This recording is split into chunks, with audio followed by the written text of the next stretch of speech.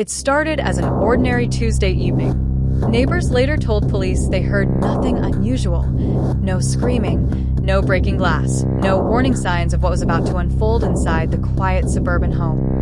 32-year-old Melissa Grant had just gotten home from work.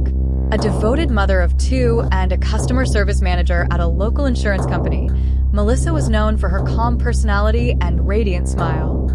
Friends described her as private but kind, someone who kept her circle small and her problems even smaller. But behind closed doors, her marriage to Daniel Grant had been quietly unraveling. Daniel, 35, worked as an IT technician. Intelligent, reserved, and increasingly withdrawn, he had recently grown suspicious of Melissa. It started subtly, asking who she was texting, questioning why she smiled at her phone, glancing over her shoulder when notifications popped up. At first, Melissa brushed it off as insecurity. She had nothing to hide, or so she believed. That evening, Melissa walked into the bedroom to grab her charger. And that's when she saw it. Daniel was sitting on the edge of the bed, holding her phone, scrolling. Her heart skipped. "Why are you going through my messages?" she asked. According to investigators, what happened next escalated in less than 5 minutes. Daniel didn't deny it. He didn't apologize. Instead, he accused. He claimed she had been talking to another man. He demanded explanations for messages that were, by all accounts, harmless conversations with co-workers and friends. Melissa reached for her phone. Daniel pulled it back. The argument intensified. And then something snapped. Police later reconstructed the scene from physical evidence and Daniel's confession. Melissa attempted to leave the room. She reportedly told him she was done with the accusations and needed space. Daniel followed her into the hallway. What began as a verbal confrontation turned physical. Neighbors would later say they heard a loud thud, but assumed someone had dropped furniture. Inside the house, Melissa was fighting for her life. Investigators say Daniel grabbed her from behind. The struggle moved into the living room. Furniture was overturned. A lamp shattered. Melissa tried to reach the front door. She never made it. In a final act of rage, Daniel struck her with a heavy decorative object from a side table. The blow was fatal. When police arrived hours later, after Daniel himself called 911, Melissa was pronounced dead at the scene. Daniel's 911 call was calm. Too calm. He told dispatchers they had argued and that things got out of hand. But forensic evidence told a different story, one of escalating violence fueled by jealousy and control. Detectives discovered that Daniel had been checking Melissa's phone for weeks.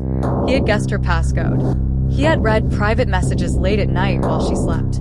There was no affair, no secret relationship, no hidden life, only imagined betrayal. Friends later revealed that Melissa had confided in one coworker about Daniel's increasing paranoia. She mentioned he had recently accused her of deleting messages and hiding conversations. She had laughed it off. She never believed it would turn deadly. During interrogation, Daniel admitted he felt disrespected when he saw Melissa texting male colleagues.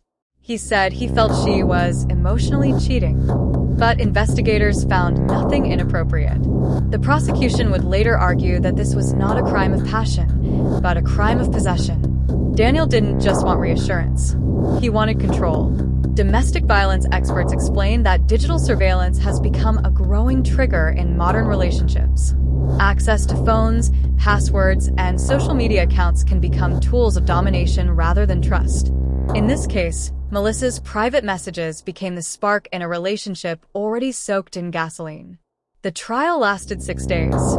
Prosecutors presented forensic reports, phone records, and testimony from Melissa's co-workers and family.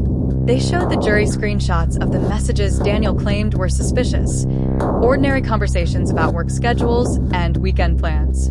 Nothing romantic, nothing secretive. The defense argued that Daniel acted in a moment of overwhelming emotion. They claimed he never intended to kill her, but the medical examiner testified that the force used indicated extreme aggression. The jury deliberated for less than 4 hours. Daniel Grant was found guilty of second-degree murder. He was sentenced to 35 years in prison. In the courtroom, Melissa's mother delivered a statement that left many in tears. She wasn't killed because she cheated, she said. She was killed because he couldn't control her. Today, Melissa's children live with their grandparents. They will grow up without their mother because an argument over a phone turned fatal. This case raises uncomfortable questions. When does suspicion become obsession? When does insecurity become danger? And how many warning signs are dismissed as normal relationship problems until it's too late? Experts say controlling behavior often starts small.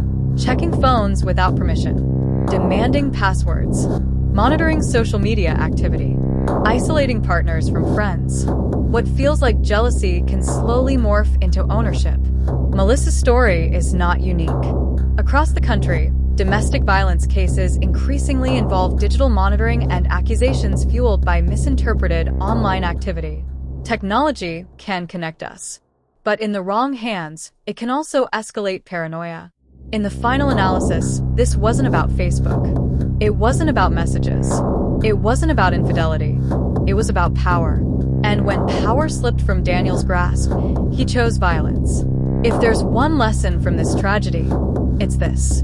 Privacy is not guilt. Boundaries are not betrayal. And love does not require surveillance. Melissa Grant lost her life because someone believed access equaled entitlement. But relationships built on control are not relationships, they're cages. And sometimes, cages become crime scenes. If you or someone you know is experiencing controlling or violent behavior in a relationship, seek help immediately. Warning signs should never be ignored, because sometimes the most dangerous moment isn't when someone catches you hiding something. It's when they believe you are, even when you're not. Thank you for watching. Don't forget to like, comment, and subscribe for more content like this.